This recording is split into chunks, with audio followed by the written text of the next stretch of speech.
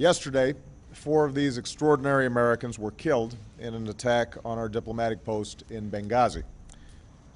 The United States condemns in the strongest terms this outrageous and shocking attack. No acts of terror will ever shake the resolve of this great nation, alter that character, or eclipse the light of the values that we stand for. This began as was a spontaneous, not a premeditated, response to what had transpired in Cairo. In Cairo, as you know, a few hours earlier, there was a violent protest that was undertaken in reaction to this very offensive video that was disseminated. Why was there such a security breakdown? Why was there not better security at the compound in Benghazi? First of all, we had a substantial security presence with our not substantial personnel, enough, though, right? With our personnel and the consulate in Benghazi.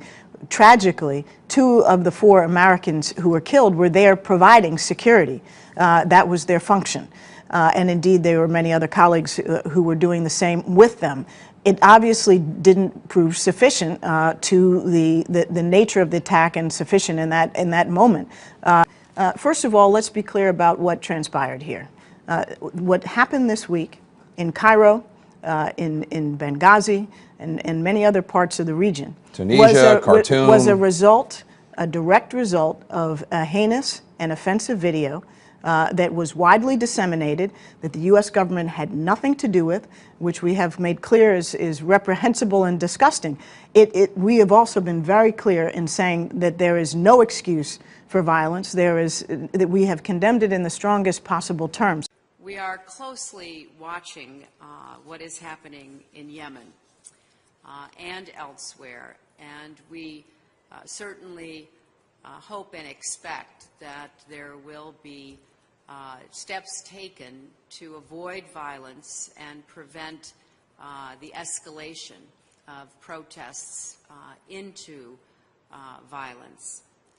Let me state very clearly, and I hope it is obvious, that the United States government had absolutely nothing to do with this video.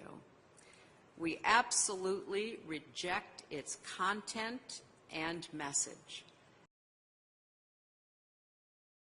At 9:42 p.m., gunfire is heard outside the Benghazi consulate. Then, a loud explosion. Within minutes, dozens of armed militia charged the main gate, setting fire to the barracks, headed straight for the ambassador's residence. By 10 p.m., Ambassador Stevens, Information Officer Sean Smith, and a security agent run to a safe room. 3 men with guns against 120 with RPGs, machine guns, grenades. They would have been no match. An alert is sent to the CIA security team at an annex about a mile away. That alert also goes to the State Department and the U.S. Embassy in Tripoli. Has claimed credit.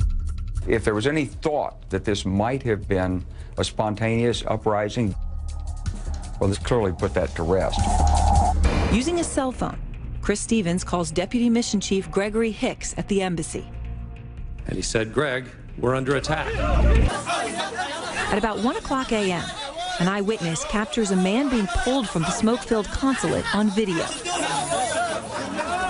This is the last image of Chris Stevens alive.